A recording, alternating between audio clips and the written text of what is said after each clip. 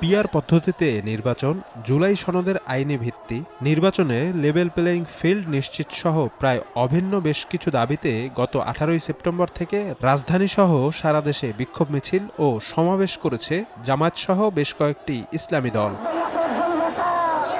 কিন্তু সরকারের পক্ষ থেকে এখনও ইতিবাচক সাড়া না পাওয়ায় মঙ্গলবার সংবাদ সম্মেলন করে দ্বিতীয় ধাপের কর্মসূচি ঘোষণা করেছে দলগুলো। নেতাদের আশা, চলতি মাসে কর্মসূচির মধ্যেই সরকারের পক্ষ থেকে মিলবে ইতিবাচক সাড়া। জুলাই সনদের বাস্তবায়নকে কেন্দ্র করে যারা যারা এই আন্দোলনে সহমত পোষণ করেছে, আমরা মনে করেছি যে এই বিষয়টা আমাদের রাজপথে আন্দোলনের মাধ্যমে এটা অর্জন করতে হবে। আমরা মনে করি যে এটা আমাদের দাবি উত্থাপিত হয়েছে, কিছু আন্দোলন হয়েছে, আলোচনা চলছে, এর মধ্য দিয়েই জুলাই সনদের যে আইনি ভিত্তি সেটা বাস্তবায়িত হয়ে যাবে বলে আমরা আশাবাদী।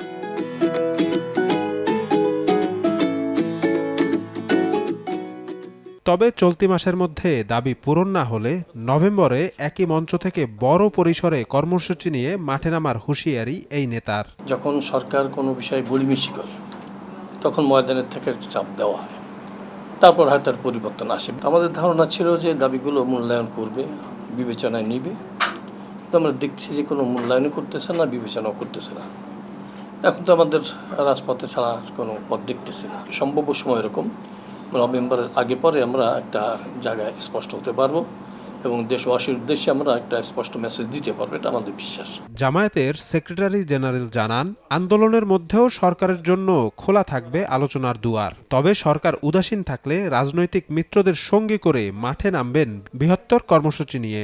একটা পর্যায়ে আলোচনার মধ্য দিয়ে এটা নিষ্পত্তি হওয়া সম্ভব। অভিন্ন কর্মসূচিতে যেসব দল আমরা একমত হয়েছি, আমরা আবার এইসব দলের মধ্যে আভ্যন্তরীণ আলোচনা করি পরবর্তী করণীয় কৌশল কর্মসূচি কোন দিকে আমরা যাব, দেন উই উইল ডিসাইড, এবং এই কর্মসূচির সুফল আমরা ইনশাআল্লাহ পাবো।